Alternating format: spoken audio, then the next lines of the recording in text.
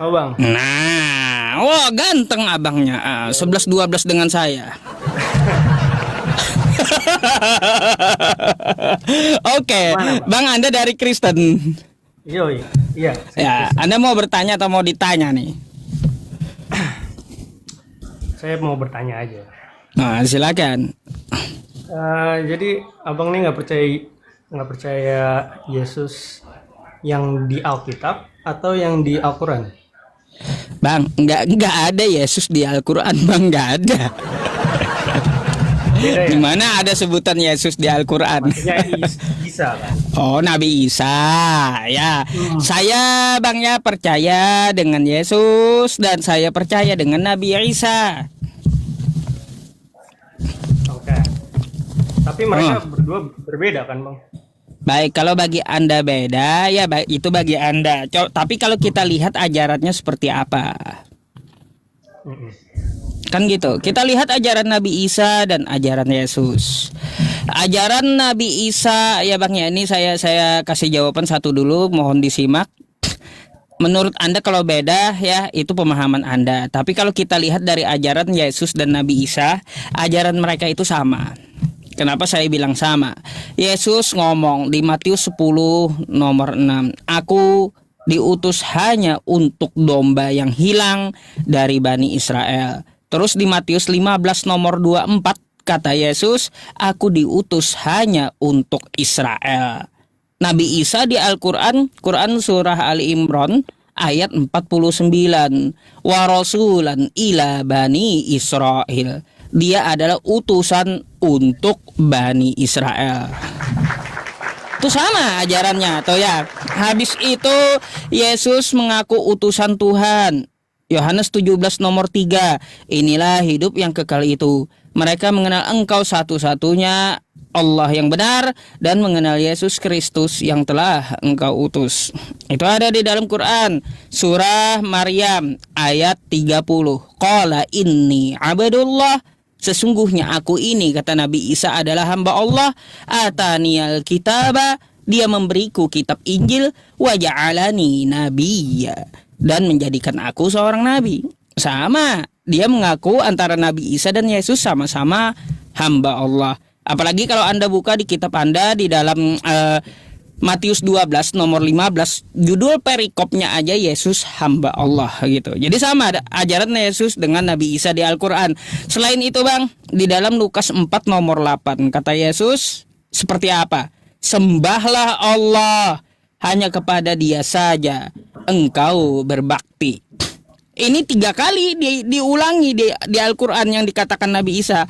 Quran surah Al-Imran ayat 51, Quran surah Maryam ayat 36, Quran surah Az-Zukhruf ayat 64. Apa kata Nabi Isa? Innallaha huwa rabbi wa rabbukum fa'buduh, hadza shiratum mustaqim. Menyembah Allah, sesungguhnya Allah adalah Tuhanku dan Tuhanmu, maka sembahlah Dia, inilah jalan yang lurus. Sama perintahnya antara Nabi Isa dan Yesus, sama-sama menyuruh menyembah Allah Bang. Satu lagi sebelum Abang tanggapi. Orang yang menuhankan Yesus itu akan dihakimi. Orang yang menuhankan Nabi Isa akan dihakimi Nabi Isa. Sama dengan Yesus menghakimi penyembah-penyembahnya. Orang yang menyembah Nabi Isa akan dihakimi Nabi Isa. Sama lagi dua-duanya. Yesus di dalam Matius 7 nomor 22 sampai 23. Apa yang dikatakan Yesus? Tidak semua orang yang berseru kepadaku Tuhan, Tuhan akan masuk dalam kerajaan sorga. Kan kayak gitu. Melainkan ia yang melakukan kehendak Bapakku di sorga.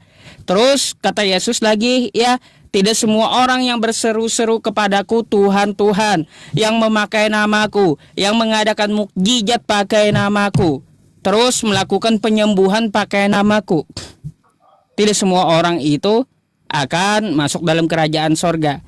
Maka kata Yesus, ya, pada hari akhir aku akan berterus terang kepada orang yang menyembah dan memakai namanya. Seperti apa dia berterus terangnya? Bahwa Yesus mengatakan, kalian tidak kukenal, kalian adalah pembuat kejahatan, kata Yesus. Jadi yang menuhankan Yesus, yang menyembah Yesus, yang memakai nama Yesus, Yesus di hari akhir akan mengusirnya.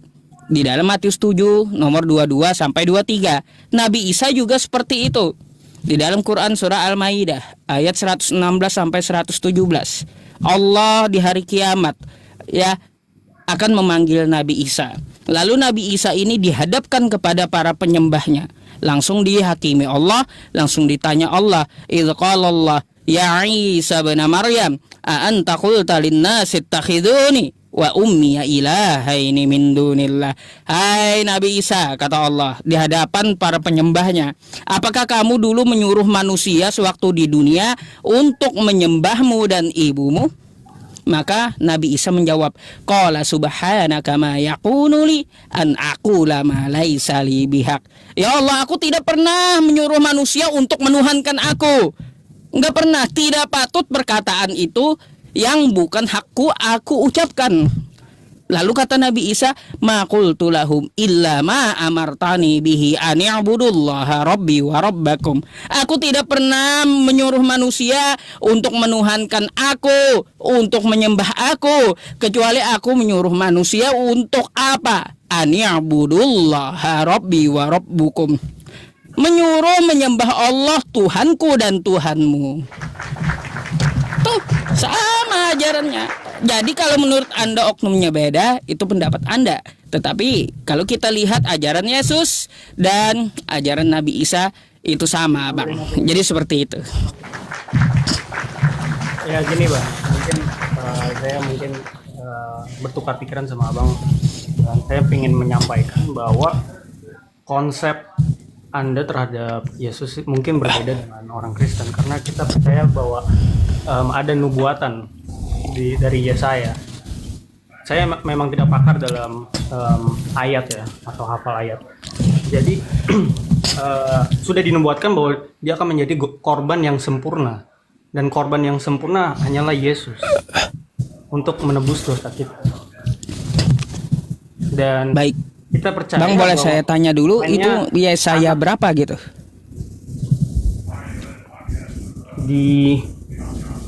Nah itu saya kurang tahu di situ. Tapi ada di Yesaya 51 setahu saya.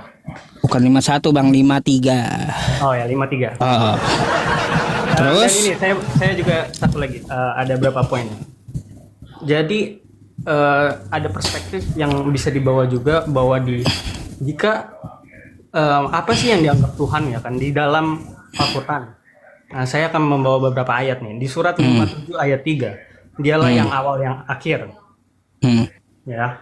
Lalu di Wahyu 1 ayat 17 sampai 18, Yesus mengatakan dia adalah awal dan akhir. Dia adalah Alfa dan Omega. Lalu di nomor 2, siapa yang dapat memberikan pengampunan dosa? Di surat 3 ayat 135. Ya. Dan di Markus 2 ayat 10, Yesus mengampuni dosa. Lalu di poin ketiga, siapakah yang menjadi hakim terakhir? Nah, di surat 22 ayat 54 sampai 60, yang menjadi hakim terakhir hanyalah Tuhan, right? Nah, tapi di Matius 25 ayat 31 sampai 32, dia akan menjadi hakim terakhir. Lalu siapakah kebenaran? Ya kan? Di surat 22 ayat 6 menyatakan hanyalah Tuhan yang kebenaran. Tapi dalam Yohanes 14 ayat 6, dia menyatakan bahwa dia adalah kebenaran. Dan yang kelima, siapa yang membangkitkan orang dari mati?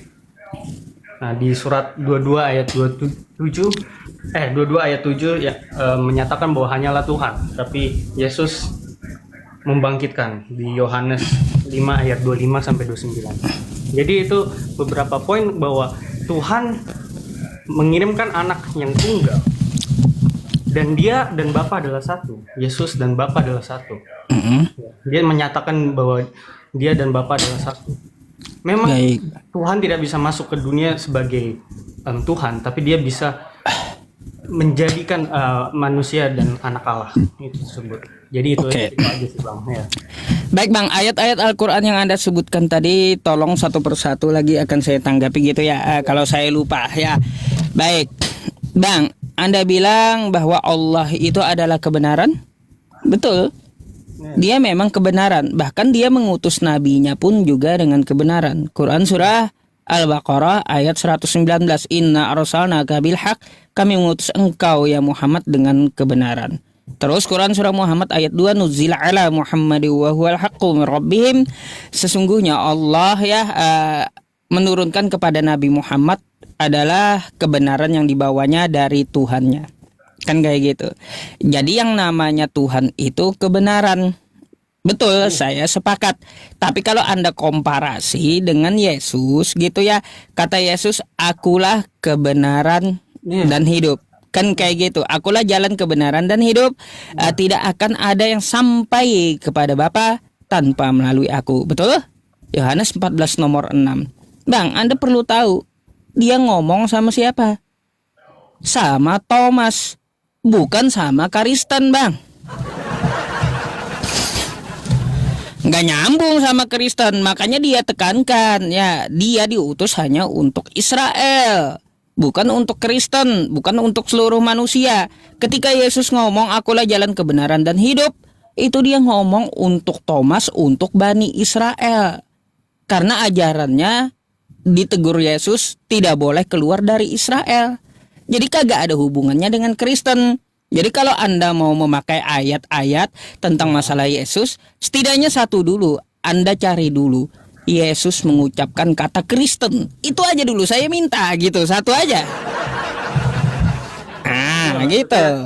Kan ajaran yang diajarkan, bahkan sekarang gini, saya tanya balik, emang Al-Quran hanya untuk orang Arab kah? Gitu. Bukan, min qablu hudal linnas, gini Bang ya. Saya bacakan Quran surah Ali Imran ayat 2 dan 3. Kan kayak gitu. Nazzala 'alaikal kitaba bil haqq musaddiqan lima baina yadayhi wa anzalat taurata wal injil.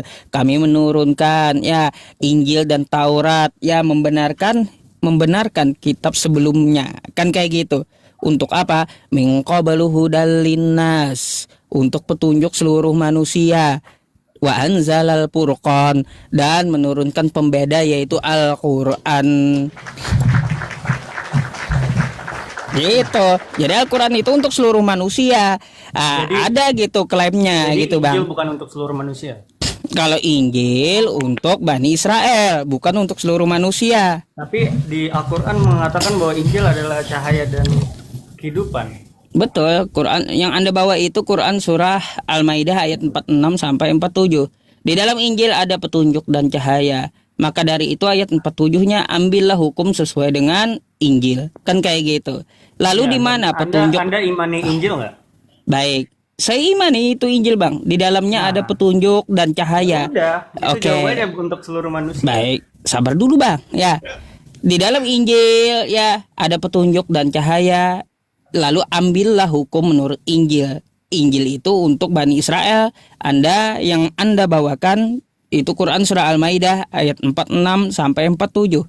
Tapi sayangnya petunjuk dan cahaya itu di ayat 48-nya dipelihara dalam Quran, bukan dalam kitab Anda, bukan. Oke, sekarang gini. Satu lagi Bang, satu lagi belum selesai. Jadi Bang ya, yang dinamakan Injil itu bukan kitab Anda. Kitab Anda itu adalah Bible. Injil itu adalah pewahyuan yang diturunkan kepada Nabi Isa atau Yesus. Kalau kitab Anda itu adalah catatan-catatan dari wartawan melalui penyelidikan. Contohnya di Lukas 1 sampai 3. Jadi kitab Anda itu bukan Injil, tapi Injil itu adalah yang diomongkan Nabi Isa. Gitu bedanya.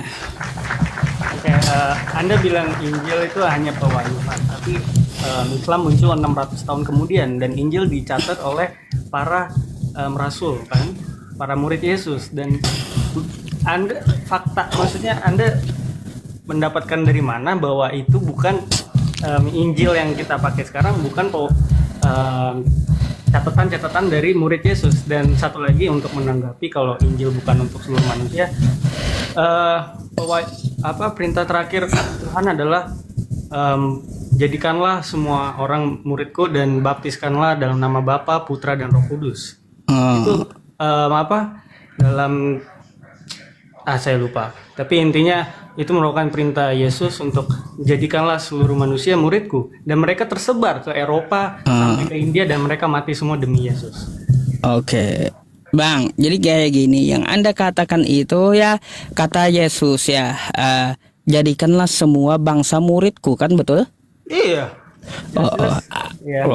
Iya, semua bangsa muridku. Ada dia bilang di situ, jadikanlah semua bangsa penyembahku. Poin Kan enggak, beda berarti. Enggak ada Yesus ngomong jadikanlah semua bangsa penyembahku, enggak ada. Jadi yang dikatakan oleh Yesus itu jadikanlah semua bangsa muridku. Anda bisa lihat ya, apa yang kita lihat terjadi di kehidupan Yesus. Dia mempunyai 12 murid yang semuanya bangsa Israel. Nggak ada juga kalau Anda lihat ke sekolah ya Bang ya, ke sekolah kita tuh ya, SD, SMP atau SMA ya, atau di ponpes pun atau di sekolah apapun, nggak ada guru nggak ada murid nyembah guru Bang, nggak ada. Nggak ada. Setahu saya ada salah satu dari murid bilang, engkaulah Tuhan. Pokoknya ada pernyataan dari murid yang menyatakan, dan Yesus memang tidak secara langsung menyatakan menyembah, tapi kita lihat aja dia dalam keledai, dia jalan dengan keledai tersebut, dia disambut, seperti disembah gitu. Baik Bang, jadi gini, itu kata Thomas, kan gitu. Kata Thomas itu bukan menyebut Yesus Tuhan, bukan. Tapi gini, Thomas itu berkata seperti orang terkejut. Kayak gini, ketika saya ngomong Inna lillahi wa inna ilaihi roji'un, astagfirullah, masya Allah, kata saya, kan kayak gitu. Lalu teman saya membenarkan, ya, masya Allah, kata teman saya, betul, masya Allah, karena kehendak Allah. Begitu pula ketika Thomas itu ngomong, ya Allahku, Tuhanku, kata Yesus, betul Thomas, betul apa yang kamu katakan. Jangan ya Yesusku. Beda konteksnya di situ. Gak ada Thomas ngomong ya Yesusku lalu dibenarkan Thomas. Gak ada. Tapi kata Thomas, ya Allahku, Tuhanku, lalu dibenarkan oleh Yesus. Betul gitu. Kamu harus kepada Allah saja berbakti. Itu kata Yesus, bukan kepada dirinya. Gitu maksudnya. Terus berkaitan tentang nubuatan nebus dosa, kata Anda, Yesaya 53. Bang, bermasalah kalau Anda bawa ayat itu. Kenapa saya bilang bermasalah Anda bawa ayat itu? Itu ya bukan untuk Yesus. Karena di situ Yesaya 53 nomor 10-nya Bang ya, orang yang menjadi korban tebusan dosa itu dia akan melihat anak-anaknya tumbuh besar. Kalau Anda memaksa ayat itu ya, mana anak-anak Yesus dan istrinya? Nubuatan di Yesaya itu. Oke, mungkin saya harus pelajari lebih lanjut. Ya, nanti Anda pelajari Yesaya 53. Orang yang menjadi korban tebusan dosa dia akan melihat keturunannya berumur panjang. Kalau kita paksakan untuk Yesus, Yesus kagak punya keturunan kan menurut Kristen, kagak punya istri. Berarti bukan untuk Yesus Bang. Nah terus kenapa kata Anda ya tentang masalah Injil tadi ya, yang diucapkan Yesus atau Nabi Isa saja. Padahal kan murid-muridnya kan mencatatkan kata Anda. Bang, Anda bisa membuka Quran surah Al-Baqarah ayat 79 ya, yang bunyinya kayak gimana? Fawailul lilladzina yaktubuna al-kitaba biaidihim summa yaquluna hadza min indillah liyashtaru bihi thamanan qalila. Celakalah orang yang menulis kitab dengan tangan mereka sendiri ya, memasukkan ideologi cerita mereka sendiri ke dalam kitab tersebut, lalu mereka katakan hadza min indillah, ini dari Allah. Untuk apa? Liyashtaru bihi thamanan qalila, untuk mengambil keuntungan yang sedikit. Lalu direvisi terus itu kitab gitu, untuk mengambil keuntungan yang sedikit. Betul nggak kitab Anda revisi terus Bang? Hanya bahasanya, tapi intinya tidak direvisi. Nah, kalau yang dimaksudkan apa? Kata Allah, celaka orang-orang tersebut karena kitab itu yang ditulis murid-muridnya bukanlah dari Tuhan semesta alam yang ajarannya disampaikan Yesus. Wa inna minhum la fariqan yalwuna alsinatahum bil kitab litahsabuhu minal kitab wa ma huwa minal kitab. Ada sebagian orang memutar-mutar lidahnya untuk apa? Untuk membacakan sebuah kitab agar abang menyangka bahwa kitab ini adalah bagian dari Alkitab. Wa yaquluna huwa min indillah, lalu mereka mengatakan ini dari Tuhan semesta alam. Wa ma huwa min indillah, padahal itu dari penyelidikan. Coba abang buka ya, coba abang buka Lukas 1 sampai 3. Kitab Anda itu saya 53 dulu Bang, yang awal ya. Oh ya, silakan. Gimana Bang yang anak-anak itu? Nomor 10-nya. Ya saya 53 nomor 10.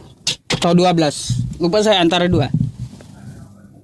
Itu sudah kesusahan jiwanya. Nggak ada Bang. Baik, saya bukakannya. Coba 12-nya Bang. Sebab itu aku akan membagikan kepadanya orang-orang besar sebagai rampasan. Bukan itu. Ya saya 53 kan? Iya saya 53. Bentar.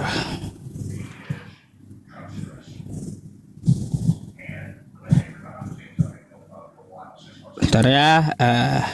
Tidak ada Bang. Oh bukannya saya 53. Bentar. Siapakah beda. yang percaya? Bentar. Saya. Bentar ya Bang ya.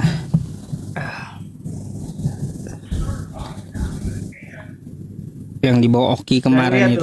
Kita lihat tuh nomor saya 53 ayat 3, ia dihina dan dihindari orang seorang penuh kesengsaraan. Iya Bang, ya saya 53 nomor 10. Coba. Tetap Tuhan berkehendak meremukkan dia dengan kesakitan apabila ia menyerahkan dirinya sebagai korban penebus salah. Ia akan melihat keturunannya, umurnya akan lanjut dan kehendak Tuhan akan terlaksana olehnya. Nah, kalau itu dipaksa untuk Yesus, mana keturunan Yesus? Dia akan melihat keturunannya, umurnya akan lanjut dan kehendak Tuhan akan terlaksana olehnya. Mana keturunan Yesus mana?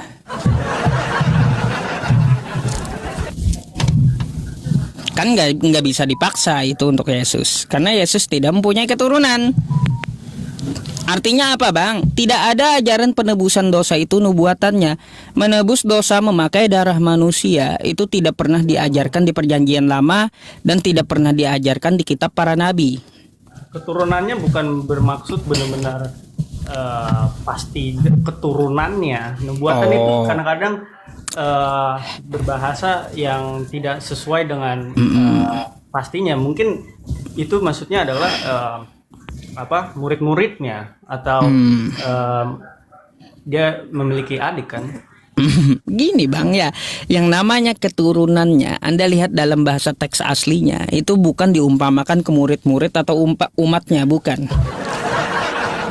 Tapi di situ bahasanya adalah dia akan melihat anak cucunya dalam bahasa Ibraninya. Masa anak cucunya muridnya? Kacau juga Bang ini. Oke Bang, nanti ya saya harus pelajarin lagi kalau. Nah itu tuh satu ya saya 53 tadi. Tidak hanya di saya 53 kalau setahu saya nubuatan. Tapi mana lagi? Intinya ya senang bisa berdiskusi dengan abang. Tapi saya harus pergi Bang. Oh iya, masih banyak yang perlu abang pelajari. Nanti baca-baca dulu baru naik lagi ya Bang ya. Siap Bang. Tapi intinya saya masih berpegang kepada iman saya sih Bang. Dan balik lagi kepada iman. Ya nggak apa-apa Bang, Anda belajar dulu lah. Karena saya kasih tahu abang ya, Yesus tidak kenal Kristen, Yesus tidak membawa Kristen, Yesus tidak pernah mengajarkan Kristen. Anda perlu tahu itu. Karena apa?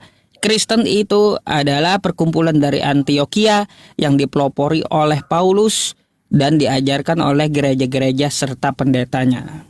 Yesus tidak pernah mengenal Kristen. Karena Kristen itu muncul setelah Yesus itu diangkat ke langit.